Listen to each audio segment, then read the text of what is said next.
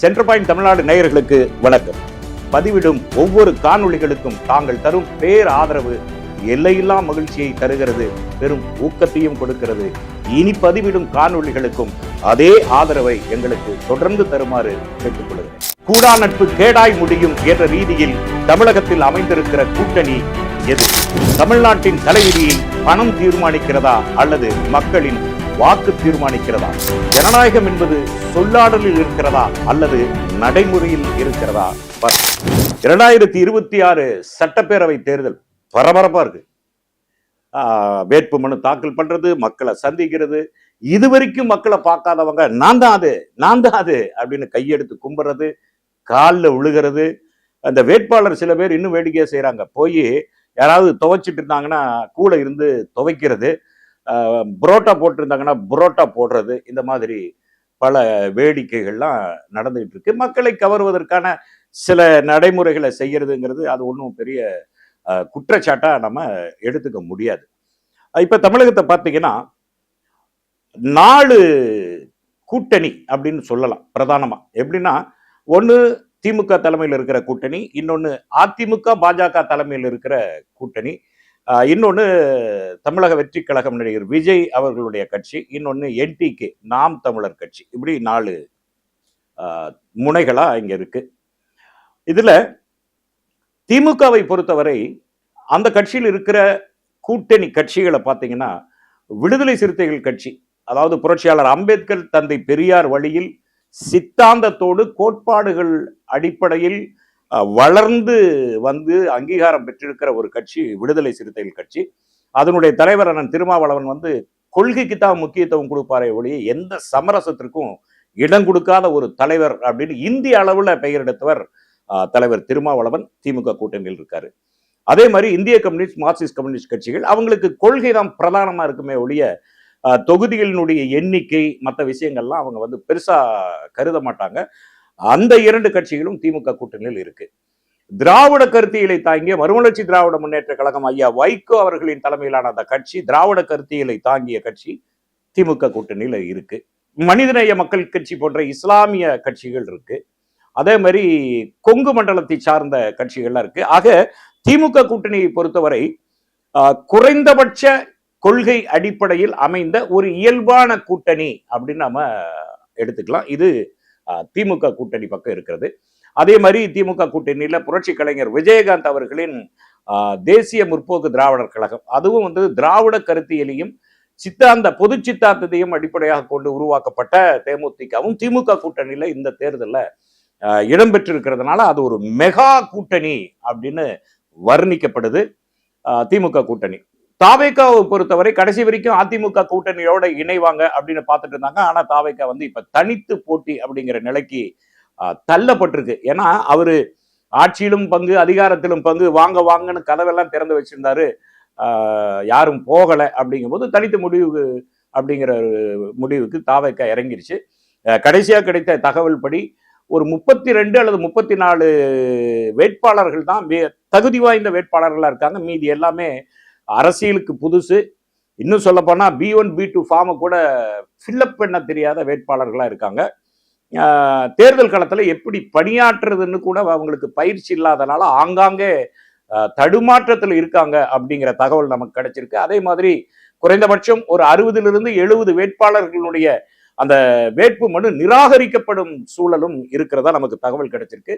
அதே மாதிரி தாவேகாவினுடைய தலைவர் நடிகர் விஜய் அவர்கள் இங்க பெரம்பூர்லயும் திருச்சி தொகுதியிலையும் வேட்புமனு தாக்கல் பண்ணியிருக்கார். அதுல திருச்சி தொகுதியினுடைய வேட்புமனு நிராகரிக்கப்படுவதற்கான 1008 காரணங்களை வந்து தேர்தல் ஆணையம் எழுதி வச்சிருக்கு. அது நிராகரிக்கப்படுமா படாதா அப்படிங்கிறது 7ஆம் தேதி நமக்கு தெரிஞ்சிடும்.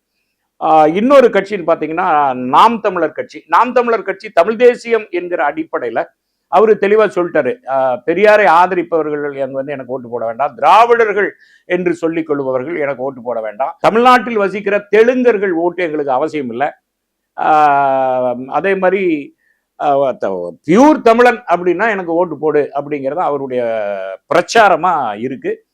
கடந்த தேர்தலில் பார்த்தீங்கன்னா சீமான் பேசுறதெல்லாம் ட்ரோல் ஆகி பெரிய விவாதங்களை கிளம்பிச்சு. இந்த தடவை தேர்தல் களத்துல என்டிகே எங்கன்னு தேட வேண்டியதா இருக்கு. சீமான் போகிற இடங்களில் கூட கூடுகிற கூட்டத்தை பார்க்கும்போது மிகவும் பாதிக்கப்பட்ட ஒரு கட்சியை தான் நாம் தமிழரை பார்க்க முடியுது. காரைக்குடியில அவர் நிக்கிற தொகுதியில வேட்புமனு தாக்கல் பண்ணாரு. அந்த வேட்புமனு தாக்கல் பண்ணும்போது பதில் மனு ஒன்று இருக்கும். அதாவது இன்னொருத்தர் மனு தாக்கல் பண்ணும் இல்லையா, அது வந்து கட்சிக்காரரை நம்பாம தன்னுடைய மனைவி கயல்வெளியை தான் அவங்க வந்து பதில் மனுவை போட சொல்லியிருக்காரு. அந்த அளவுக்கு கட்சி தம்பிங்க மேல சீமானுக்கு நம்பிக்கை, அப்படி எடுத்துக்கலாம். இதுதாங்க தேர்தல் களம், நிற்கிற கூட்டணிகள். இதை தாண்டி தமிழக வாழ்வுரிமை கட்சி அண்ணன் வேல்முருகன் அவர்கள் அவர் ஒரு ஸ்டாண்ட் எடுத்து என்ன பண்ணிட்டாருன்னா, தமிழகம் முழுவதும் வந்து தனித்து களம் காண்பது அப்படிங்கிற ஒரு ஸ்ட்ராட்டஜியை எடுத்திருக்கார். அவருடைய பலம் என்ன அப்படின்னு ஒரு சோதித்து பார்க்கக்கூடிய ஒரு களமா இந்த தேர்தல் களத்தை தமிழக வாழ்வுரிமை கட்சி மாற்றிருக்கு. அண்ணன் வேல்முருகன் அவர்கள் மாற்றி இருக்கிறார். அதே மாதிரி மருத்துவர் ராமதாஸ் அவர்களும் அம்மையார் சசிகலா அவர்களும் ஒரு கூட்டணி போட்டிருக்காங்க. எத்தனை தொகுதிகளில் நிற்க போறாங்கிறது இன்னைக்கு சாயந்தரம் தான் அது ஃபைனல் ஆகுது. அந்த லிஸ்ட் வந்தால் தான் நமக்கு தெரியும். இதுதான் இன்னைக்கு நடந்துட்டு இருக்கிற தேர்தல் களம். தேர்தல் ஆணையத்தை பொறுத்தவரை இதுவரை மிகச் சரியாக இயங்கிக் கொண்டிருக்கிறது. பறக்கும் படை எல்லாம் போட்டு சோதனை எல்லாம் பிடிச்சிருக்காங்க. பல கோடி ரூபாய்களை பிடிச்சிருக்காங்க. தேர்தல் ஆணையம் இதுவரை மிகச் சரியாக நடந்து கொண்டிருப்பது அப்படிங்கிறதான் தகவல். சின்ன சின்ன விஷயங்கள்ல கூட தேர்தல் ஆணையம் ரொம்ப கெடுபடியா பண்றாங்கிறது வியாபாரிகள் தரும் குற்றச்சாட்டா இருந்தா கூட அதுக்கு சில ஆல்ட்ரேஷனை தேர்தல் ஆணையர் அறிவிச்சிருக்காங்க. சரி, இப்ப அதிமுக கூட்டணியை நம்ம எடுத்துக்குவோம். இப்போ கூடா நட்பு கேடாய் முடியும் அப்படின்னு ஒரு சொல்லாடல் இருக்கு. அந்த சொல்லாடலுக்கு மிகச்சரியா பொருந்துறது எதுன்னு பாத்தீங்கன்னா அதிமுக கூட்டணி. அதாவதுங்க 1973 எம்ஜிஆர் அனைத்து இந்திய அண்ணா திராவிட முன்னேற்ற கழகத்தை துவங்கும் போது ஒரு லட்சிய பயணத்தோட துவங்கினாரு. அதனாலதான் மக்கள் அவரை வந்து மிக எளிதா ஏற்றுக்கொண்டாங்க. அந்த திராவிட கருத்தியிலும் அவர் செஞ்ச சில முற்போக்கான விஷயங்களுக்காகவும் புரட்சி தலைவர் எம்ஜிஆர் அவர்களை மக்கள் ஏற்றுக்கொண்டார்கள். அதனால் அவருக்கு அரியாசனத்தை கொடுத்தார்கள். அவரும் ஒரு சிறந்ததொரு ஆட்சியை கொடுத்தார். அவருக்கு பிறகு அம்மையார் ஜெயலலிதா அவர்கள் துணிச்சல்காரின்னு பேர் எடுத்தவங்க. அவங்களும் எம்ஜிஆருடைய கொள்கைகளிலிருந்து நழுவாம ஆட்சி அமைத்தார்.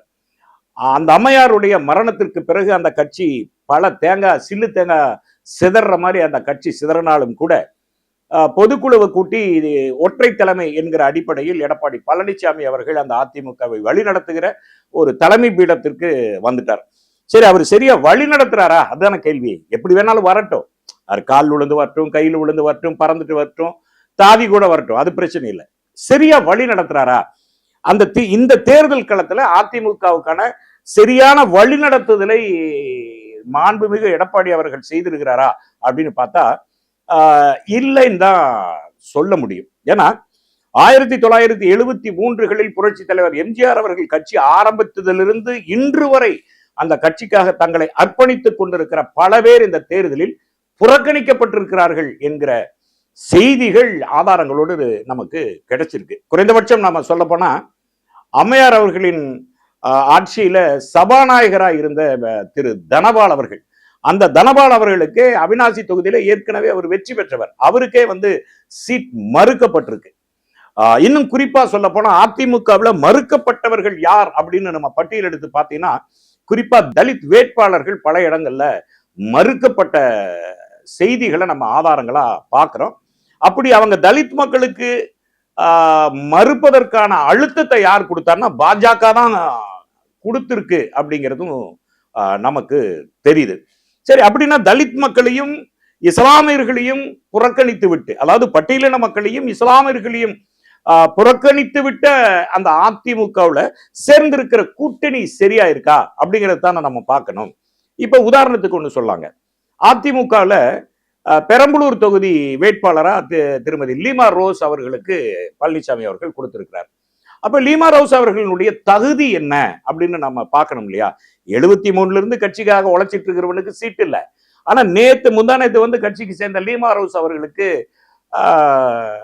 தொகுதி போட்டியிடுறதுக்கான வாய்ப்பை திரு எடப்பாடி பழனிசாமி கொடுத்திருக்கிறாருக்கும் போது இந்த கருத்து வந்து அதிமுகவுக்குள்ளேயே பெரிய கொந்தளிப்பை உருவாயிருக்கு. யார் அந்த லீமா ரோஸ் அப்படின்னா, லாட்ரியினுடைய ஏகபோக அதிபர் மார்டின் அவருடைய மனைவி தான் திருமதி லீமா ரோஸ் அவர்கள். தமிழ் மாநிலங்களை தவிர மற்ற மாநிலங்கள்ல ஏகபோகமா அந்த லாட்ரிங்கிற சூதாட்டத்தை நடத்திட்டு இருக்கிற அந்த கும்பலின் தலைவர் தான் மார்டின். அந்த மார்டினுடைய மனைவி தான் லீமா ரோஸ் அவர்கள். அந்த குடும்பமே ஒரு விசித்திரமான குடும்பமா இருக்கும். மார்டின் வந்து பெரிய லாட்ரி தொழிலதிபர். பாஜக முதற்கொண்டு பல கட்சிகளுக்கு நிதிகளை வாரி இறைக்கிறவர். அவருடைய மகன் சார்லஸ் திடீர்னு பாண்டிச்சேரி அரசியலுக்குள்ள நுழைஞ்சு தனியா ஒரு கட்சி ஆரம்பிச்சு பாஜகவோட கூட்டு சேர்ந்துட்டாரு. அதே மாதிரி அந்த மார்டினுடைய மருமகனா இருக்கிற ஆதவ் அர்ஜுன் திமுக இருந்தாரு, விசிகாக வந்தாரு. விசிகாவில இருந்து இப்ப நடிகர் விஜய் கட்சிக்கு போயிட்டு பணம் இருக்குது அப்படிங்கிற ஒரே காரணத்துக்காக தாவைக்காவுடைய முன்னணி பொறுப்புல இன்னைக்கு அவர் இருக்கார். இந்த நிலையில தான் லீமா ரோஸ் அவர்கள் பாரிவேந்தர் கட்சியிலிருந்து அதிமுகவுக்கு வந்துட்டாங்க. வந்து ஒரு வாரம் கூட ஆகல, போட்டியிடறதுக்கு சீட்டு வழங்கியிருக்காரு. இதுல KC பழனிசாமியினுடைய அதிமுக முன்னணி பொறுப்பாளர் வைக்கிற குற்றச்சாட்டு என்னன்னா, 300 கோடி ரூபாய் எடப்பாடி பழனிசாமி வாங்கியிருக்கிறார், லீமா ரோஸிடமிருந்து பெற்றிருக்கிறார் அப்படிங்கிற ஒரு குற்றச்சாட்டை வச்சுட்டு அவர் சொல்ற விஷயம் தான் நமக்கு அதிர்ச்சியா இருக்கு. என்னன்னா, ஒருவேளை இந்த தேர்தல் வெற்றியோ தோல்வியோ நாளைக்கு பொதுக்குழுவை கூட்டி அந்த பொதுக்குழுவுல இருக்கிறவங்களுக்கு தலைக்கு 10 கோடி ரூபாய் கொடுக்கிற அளவுக்கு லீமா ரோஸ் அவர்களிடம் பணம் இருக்கு. அப்படி 10 கோடி ரூபாயை பொதுக்குழுவில் இருக்கிற அந்த உறுப்பினர்களுக்கு கொடுத்துட்டா ஒட்டுமொத்தமா சேர்ந்து லீமா ரோஸ அதிமுகவினுடைய பொதுச் செயலாளரா மாற்றுவதற்கான வாய்ப்பும் இருக்கிறது. ஏன்னா அவங்க கிட்ட பணம் பல பல பல பல கோடிகள் இருக்கு அப்படிங்கிற ஒரு குற்றச்சாட்டை திரு KC பழனிசாமி அவர்கள் வைக்கிறார். இப்ப திடீர்னு லீமா ரோஸை வந்து இவங்க எடப்பாடி பழனிசாமி அழைத்து வந்தது அது அவருக்கான நெருக்கடியா அல்லது கட்சிக்கான நெருக்கடியா அப்படின்னு தெரியல. ஆக அதிமுகவை பொறுத்தவரை தகுதியுள்ள வேட்பாளர்கள் புறக்கணிக்கப்பட்டிருக்கிறார்கள், தலித் வேட்பாளர்கள் புறக்கணிக்கப்பட்டிருக்கிறார்கள், இஸ்லாமிய வேட்பாளர்கள் புறக்கணிக்கப்பட்டிருக்கிறார்கள். குறிப்பா பாஜக அதிமுகவினுடைய கூட்டணியில இருக்கிறதுனால சிறுபான்மையின மக்கள் முற்றிலுமாக புறக்கணிக்கப்பட்ட ஒரு நிலைமையை தான் அதிமுகவுல பார்க்க முடியுது. அதுக்கடுத்து பிரதான கட்சின்னு பாத்தீங்கன்னா பாஜகவை பொறுத்து நம்ம பெருசா எதுவும் சொல்ல தேவையில்லைங்க. அவங்க வந்து ஒரு பிற்போக்குத்தனங்களை விதைக்கிற ஒரு கட்சி தான். அவங்களுக்கு தேவை வந்து மதத்தால் பிரிவு, சாதியால் பிரிவு, வன்முறை, கலவரம். மணிப்பூர்ல ஏற்படுற மாதிரி இங்கேயும் கலவரங்களை ஏற்படுத்தணும். தனி மனிதன் ஒருத்தன் கூட நிம்மதியா இருக்கக்கூடாது, தனி வியாபாரி ஒருத்தன் நிம்மதியா இருக்கக்கூடாது, எல்லாத்தினுடைய நிம்மதியும் கெடுத்துட்டு தாங்க மட்டுமே சொகுசாவா இருக்கணும்னு நினைக்கிற ஒரு கேடுகட்ட கட்சி தான் அந்த பாஜக. அந்த பாஜகவும் இன்னைக்கு ஒரு 27 28 தொகுதிகளில் பாஜக நிக்க போறாங்க. அது ஒரு கட்சி. அடுத்து ஒரு கட்சின்னு பாத்தீங்கன்னா பாரிவேந்தர் அவருடைய கட்சி கூட்டணியில் இருக்கு. அவருக்கு பல கல்லூரிகள் இருக்கு, நமக்கு தெரியும். மருத்துவக் கல்லூரி, பொறியியல் கல்லூரி, கலைக்கல்லூரி, இதெல்லாம் வச்சு ஒரு கல்லூரிகளை வைத்திருக்கிற ஒரு ஜாம்பவான் அப்படின்னா பாரிவேந்தர். இப்ப அவரு அரசியலுக்கு வர்றாரு. இப்ப அரசியலுக்கு வர்றதுக்கு முன்னாடி அத்தனை கல்லூரிகள் இருக்குல்ல, அத்தனை கல்லூரிகள்ல ஏதாவது ஏழை மாணவர்களை படிக்க வச்சிருக்கிறாரா அப்படின்னு நம்ம தேடி தேடி தேடி தேடி துருவி துருவி பார்த்தாலும் கூட அப்படியெல்லாம் ஏழை மாணவர்களுக்கு ஒரு முன்னுரிமை கொடுத்து படிக்க வச்ச மாதிரி எந்த வரலாறும் இல்லை. குறிப்பா சொல்ல போனா கட்டணங்களை பொறுத்தவரை பாரிவேந்தர் ரொம்ப கெடுபடியா இருப்பாரு அப்படிங்கிறதான் அவருடைய காம்பவுண்ட்ல நடக்கிற நமக்கு செய்தியா இருக்கு. அப்படிப்பட்ட பாரிவேந்தர் ஒரு 2 தொகுதியில நிக்கிறார். அதுக்கப்புறம் பாத்தீங்கன்னா ACS புதிய நீதி கட்சி, அவரும் பெரிய ஒரு கல்லூரி ஜாம்பவன் தான். அதாவது பல கல்லூரிகள் இங்க மட்டும் இல்லைங்க, வெளி மாநிலங்கள்லயும் பல பல கல்லூரிகள் வச்சிருக்கிற பெருங்கோடீஸ்வரன் ACS அவர்கள். இந்த ACS பொறுத்த அளவுக்கு பாத்தீங்கன்னா அந்த தேர்தல் அப்ப மட்டும் வந்து முகத்தை காமிப்பாரு, தேர்தல் முடிஞ்சோன்னா காணாம போயிடுவாரு.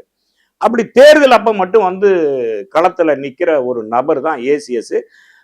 பணம் இருக்கு, சாதி பின்புலம் அப்படிங்கிற இந்த 2 பலத்தை மட்டுமே வச்சுக்கிட்டு களத்துல நிக்கிறவரு ACS. 2 தொகுதி வாங்கியிருக்காரு. ஒன்னு இயக்குனர் சுந்தர்சி கொடுத்திருக்காரு. நம்ம ஏற்கனவே சாதிய பின்புலத்தை தக்க வைப்பதற்காக சுந்தர்சி நிறுத்தப்பட்டிருக்கிறார் என்கிற குற்றச்சாட்டை நம்ம வைக்கிறோம். இப்ப களத்துல வந்து விசாரிக்கும் போது மதுரை மத்திய தொகுதியில் சுந்தர்சி வெற்றி பெறுவது மிக மிக கடினம் அப்படிங்கிற செய்தியும் நமக்கு கிடைச்சிருக்கு. அதுக்கப்புறம் பாத்தீங்கன்னா அந்த கூட்டணியில திரு அன்புமணி அவர்கள். அன்புமணியை பொறுத்தளவுக்கு அவருக்கு அரசியல்ல பெருசா எந்த அனுபவமும் இல்லை. ஆனா அன்புமணியினுடைய தகப்பனார் மருத்துவர் ராமதாஸ் அவர்கள் ஏறக்குறைய 94,000 கிராமங்களுக்கு சென்று அந்த பாட்டாளி மக்கள் கட்சி வளர்த்து எடுத்தவர். வன்னியர் சமூகம் விடுதலை பெறணும், வன்னியர் சமூகம் கல்வியிலும் வேலை வாய்ப்பிலும் உயர்ந்து வரணுங்கிறதுக்காக தன்னுடைய வாழ்க்கையை அர்ப்பணித்தவர் மருத்துவர் ராமதாஸ் அவர்கள். அதை நம்ம மறுப்பதற்கு இல்லை. இடையில் அவர் அனைத்து சாதி கூட்டமைப்புன்னு சொல்லி ஒரு பெரிய சாதிய கலவரத்தை உண்டு பண்ண தலைவராக அவர் இருந்தாலும் கூட பாட்டாளி மக்கள் கட்சியை நிறுவியவர் மருத்துவர் ராமதாஸ் அப்படிங்கிறதுல எந்த மாற்று கருத்தும் இல்லை. அப்படிப்பட்ட கட்சியிலிருந்து அவருடைய மகனாக இருக்கிற அன்புமணி ராமதாஸ் அவரிடம் சண்டை போட்டுக்கிட்டு வெளியே போய் தனக்கான ஒரு கூட்டத்தை சேர்த்துக்கிட்டு இன்னைக்கு அதிமுகவில் இணைஞ்சிருக்கார். அப்படி இணைஞ்சதற்கு பின்புலத்துல என்ன இருக்குன்னு நம்ம ஆராய்ஞ்சு பார்த்தபோது அவருக்கு இந்தூர் மெடிக்கல் வழக்குல ஏறக்குறைய 3,000-4,000 கோடி ஊழல் செஞ்சதா ஒரு வழக்கு அவர் மேல இருக்கு. அந்த வழக்கை தீவிரப்படுத்தி திகார்ல போட்டுருவோம் அப்படின்னு பாஜக மிரட்டுனதுனால, அழுத்தம் கொடுத்ததுனால வேறு வழி இல்லாம அதிமுகவில் ஒட்டிக்கிட்டு இருக்காரு அன்புமணி ராமதாஸ் அவர்கள். அதுக்கப்புறம் பாத்தீங்கன்னா டிடிவி தினகரன் அவர்களுக்கு அரசியல் அடையாளம் கொடுத்ததே அம்மையார் சசிகலா தான், அம்மையார் ஜெயலலிதா தான். அப்படிப்பட்ட டிடிவி தினகரன் தனக்குன்னு ஒரு இயக்கத்தை ஆரம்பிச்சு சசிகலாவுக்கு துரோகம் செய்வதன் மூலமாக ஒரு நன்றி மறந்த துரோகி அப்படிங்கிற ஒரு பெயரை தான் அதிமுக மத்தியில எடுத்திருக்காரு டிடிவி. அப்படி நன்றி மறந்த துரோகியா இருக்கிற டிடிவி அதிமுக கட்சியில இன்னைக்கு கூட்டணியில இருக்கிறாங்க. இதுதாங்க அந்த அதிமுகவினுடைய கூட்டணி. கொள்கைன்னு பாத்தீங்கன்னா, கொள்கை அடிப்படையில அதிமுக கூட்டணி இணைஞ்சிருக்கான்னு பாத்தீங்கன்னா சுத்தமா இல்ல, சுத்தமா இல்ல. ஏதோ ஒரு அழுத்தம், ஏதோ ஒரு வழக்கு, ஏதோ ஒரு நிர்பந்தம் அப்படிங்கிற அடிப்படையில தான் அதிமுக கூட்டணி அமைஞ்சிருக்கு. அந்த கூட்டணி எந்த அளவுக்கு இந்த தேர்தலில் தாக்கத்தை ஏற்படுத்தும் என்பது கேள்விக்குறியாகத்தான் இருக்கிறது. அந்த தலைவர்கள் போகிற இடங்களில் எல்லாம் ஒரு பெரிய எழுச்சி இருக்கிற மாதிரி எல்லாம் தெரியல. குறிப்பா சொல்லப்போனா ஐயா எடப்பாடி அவர்கள் போகிற ஒவ்வொரு இடங்கள்லயும் வாக்குறுதி அள்ளி வீசுறாரு. சாதாரண வாக்குறுதி இல்லை, மிகப்பெரிய வாக்குறுதிகளை அள்ளி வீசுறாரு. ஆனா அதை மக்கள் நம்புறாங்களா அப்படின்னு பார்க்கும்போது, ஏற்கனவே அவர் 4 வருடம் ஆண்ட அந்த ஆட்சி காலத்தின் போது அவர் பாஜகவினுடைய அடிமையாக இருந்து தமிழ்நாட்டுக்கு எதிராக பல வேலைகளை செஞ்சதுனால ஐயா எடப்பாடியார் சொல்லுவதில் யாருக்குமே நம்பிக்கை வரல. அப்படிதான் நமக்கு தோணுது. அவரா பேசிட்டு இருக்காரே ஒழிய மக்கள் யாரும் நம்பிக்கை வர்ற மாதிரி தெரியல. மற்ற அதிமுகவில் இருக்கிற கூட்டணி கட்சிகள் எல்லாம் போற மக்கள்லாம் கூடுகிற கூட்டங்களுக்கு அவங்க பணத்தை செலவு பண்ணி தான் அந்த கூட்டத்தை கூட்டுறாங்க அப்படிங்கிற செய்திகளும் நமக்கு வந்திருக்கு. இது அதிமுக கூட்டணி. இப்போ டிவிக்கே எடுத்தீங்கன்னா நேற்று ஒரு அதிர்ச்சியான செய்தி கிடைச்சது. என்னன்னா, திருச்சியில வேட்புமனு தாக்கல் பண்ண போற இடத்துல தலைக்கு 1000 ரூபாய் கொடுக்குறேன்னு கூட்டிட்டு வந்தாங்க. ஆனா கொடுக்கல அப்படின்னு விஜய் வேட்புமனு தாக்கல் பண்ணிட்டு கிளம்புனதுக்கு அப்புறம் ஏறக்குறைய ஒரு 1000 பெண்கள் கூடி நின்று தலைக்கு 1000 ரூபாய் கொடுக்குறேன்னாங்க, மத்தியான சாப்பாடு வாங்கி கொடுக்குறேன்னு சொன்னாங்க, கொடுங்க நாங்க போறோன்னு பெரிய கலாட்டா நடந்திருக்கு. அங்க இருக்கிற பொறுப்பாளர்கள் எப்படி ஜமாளிச்சிருக்காங்கன்னா, இது தேர்தல் காலம், பணமா கொடுத்தா பிரச்சனை ஆயிடும், உங்க ஜிபே நம்பர் கொடுங்க நாங்க அனுப்புறோம் அப்படின்னு சொல்லியிருக்காங்க. நேத்து மதியம் இது நடந்தது. இன்று காலை 11:30 வரைக்கும் அங்க போன பெண்கள் 4-5 பேர்கிட்ட நம்ம விசாரிச்சு பார்த்ததுல ஜிபே நம்பர் மட்டும்தான் வாங்கினாங்க. இது வரைக்கும் பணம் சேரலன்னு தான் தாவேக்காவுல சொல்றாங்க. ஆக விஜய்க்கு கூடுகிற கூட்டம் என்பதும் பணத்தை வைத்து அழைத்து வரப்படுகிற ஒரு கூட்டமா தான் நமக்கு செய்திகள் ஆதாரத்துடன் வந்திருக்கு. அதுக்கப்புறம் நாம் தமிழரை பொறுத்தவரை கடந்த தேர்தல்களில் பார்க்கும்போது சீமான் பேசுவதை கேட்பதற்கு ஏராளமானவர்கள் காத்திருந்தார்கள். அதெல்லாம் உண்மை. ஆனா காத்திருந்தவங்கெல்லாம் ஓட்டா போட்டாங்களான்னா இல்ல. ஆனா இந்த தேர்தலை பொறுத்தவரை பார்க்கும்போது அவர் போற இடங்களில் எல்லாம் பெரிய வரவேற்பு இருக்கிற மாதிரி சுத்தமா தெரியலங்க. அந்த கட்சியை சார்ந்த ஒரு 10-15 பேர் தான் நிக்கிறாங்களே ஒழிய சீமானுக்கு இருந்த ஒரு பெரிய ஆதரவு என்பது மிக குன்றி போய் இருப்பதைத்தான் நாம் பார்க்கப்படுகிறது. அதே மாதிரி இணையதளங்கள், நாளிதழ்கள், இதுல எல்லாம் சீமான் எங்க இருக்காருன்னு தேட வேண்டியதா இருக்கு. அந்த அளவுக்கு தான் என்டிகே இருக்கு. இதுதான் தேர்தல் களம். திமுகவை பொறுத்தவரை ஒரு மெகா கூட்டணி அமைத்து ஒரு வலுவான நிலையில் திமுகவும், அந்த திமுகவோடு போட்டி போடுவதற்காக ஒரு இயல்பற்ற கூட்டணியை சேர்ந்திருக்கிற அதிமுகவும், இந்த சந்தடி சாக்கில் இருக்கிற டிவிகேவும், இந்த சந்தடி சாக்கில் இருக்கிற நாதாக்காவும் தான் இந்த தேர்தலில் பிரதானமா போட்டியிடுகிறது. இது மூலியமா நம்ம என்ன சொல்றோம்னா, 5 வருஷத்துக்கு ஒரு தடவை இந்த தேர்தல் நடக்குது. இந்த பண முதலைகள் இருக்காங்கல்ல, அவங்க மேல எந்த வழக்குகள் இருந்தாலும் பணத்தை வச்சு அவங்க எஸ்கேப் ஆயிடுறாங்க. அதான் ஒரு அறிஞர் என்ன சொல்றாருன்னா, இந்த சட்டம்ங்கிற வளைய திமிங்கிலங்கள் கிழித்து விடுகிறது, சிறுமீன்கள் சிக்கிக் கொள்ளுகிறது அப்படின்னு எழுதினார். இப்ப இந்த அதிமுக கூட்டணியில் இருக்கிற அத்தனை பேர் மேலும் வழக்குகள் இருக்கு. இவங்க பணம்ங்கிற ஒரு விஷயத்தை வச்சு எல்லா வழக்கையும் உடைக்கக்கூடிய ஆற்றலும் தன்மையும் கொண்டவர்கள் தான். அதை நம்ம மறுக்கிறதுக்கு இல்லை. ஆக ஜனநாயகம் தேர்தல் அப்படின்னு வரும்போது மக்கள் தான் அங்க தீர்மானிக்கிற சக்தியாக எஜமானர்களாக இருக்கிறார்கள். 5 வருடத்துக்கு ஒரு தடவை இந்த நடைமுறையை புரட்சியாளர் ஆனால் அம்பேத்கர் அவர்கள் கொண்டு வரலைன்னா இந்த நாடு எங்க போயிருக்கும் அப்படிங்கிறது கூட நமக்கு நினைக்கவே பயமா இருக்கு.